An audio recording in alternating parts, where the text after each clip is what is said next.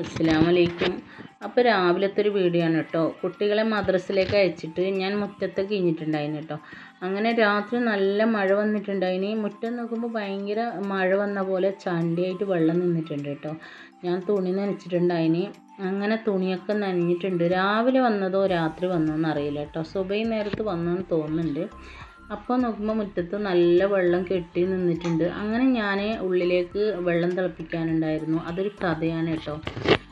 അങ്ങനെ ഞാൻ വെള്ളം വെച്ചു. പിന്നെ ചപ്പാത്തിക്ക് കുറച്ച് മാവ് കുഴച്ച് വെച്ചിട്ടുണ്ടായിന്, അത് ചുടണം. അങ്ങനെ ഞാൻ ചപ്പാത്തിക്ക് മാവ് കുഴച്ച് വെച്ചത് എല്ലാം ഉണ്ടാക്കി വെച്ചു. അതിനെ ഞാൻ ഓരോന്നായിട്ട് പരത്തുന്നുണ്ട്. ഇതെന്തിനാണെന്നല്ലേ, ഇന്ന് ആട്ടിൻ്റെ ബോട്ടി കൊണ്ടുവന്നിട്ടുണ്ടായിന്. അതിന് പിന്നെ ചപ്പാത്തി ചുടാമെന്ന് വിചാരിച്ചിട്ട് ഞാൻ ചപ്പാത്തി ചുട്ടതാണ്. അപ്പോഴേക്കും ബോട്ടി ആകെ കൊളായിപ്പോയി. അതിൻ്റെ തോല് ഇളകുന്നില്ല. പിന്നെ ചൂടുവെള്ളത്തിൽ ഇടണ്ടെന്ന് പറഞ്ഞിട്ട് എൻ്റെ കയ്യിൽ കൊണ്ടുവന്ന് തന്നതാണ്. ഞാൻ അറിയാതെ ചൂടുവെള്ളത്തിലിട്ടു. അതാകെ കുഴപ്പമായിപ്പോയി കേട്ടോ. അങ്ങനെ ഭർത്താവ് വന്ന് എന്നോട് ചോദിച്ചു. അപ്പോഴേക്കും എനിക്ക് പറയാനൊരു മറുപടി ഇല്ല ഗൈസ്. ഞാൻ പിന്നൊന്നും മുണ്ടിയില്ല.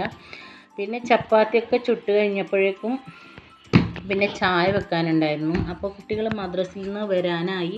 അങ്ങനെ പെട്ടെന്ന് ചായയൊക്കെ വെച്ചു. ചായ നല്ലപോലെ തിളച്ച് വന്നപ്പോഴേക്കും എൻ്റെ കുട്ടി കണ്ടോ ബിസ്ക്കറ്റും ചായയും കുടിക്കുന്നു ഗൈസ്. അവൾക്ക് രാവിലെ എണിച്ചാൽ പിന്നെന്താ ബിസ്ക്കറ്റും ചായയും കൊടുക്കണം.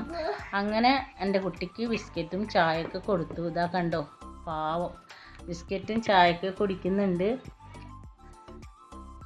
അവളെന്തൊക്കെയോ പറയുന്നുണ്ട് ഗൈസ്, എനിക്കൊന്നും മനസ്സിലാവുന്നില്ല. അങ്ങനെ എൻ്റെ ചായ നല്ലപോലെ തിളച്ച് വന്നു. അങ്ങനെ ചായക്ക് പൊടിയൊക്കെ ഇട്ടു, അതിനെ ഇറക്കി വെച്ചു.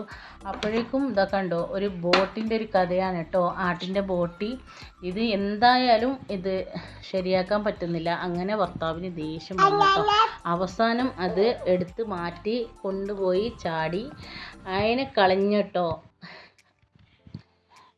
എന്തായാലും എത്ര ശ്രമിച്ചിട്ടും അതിനെ നന്നാക്കാൻ പറ്റുന്നില്ല ഗൈസ്.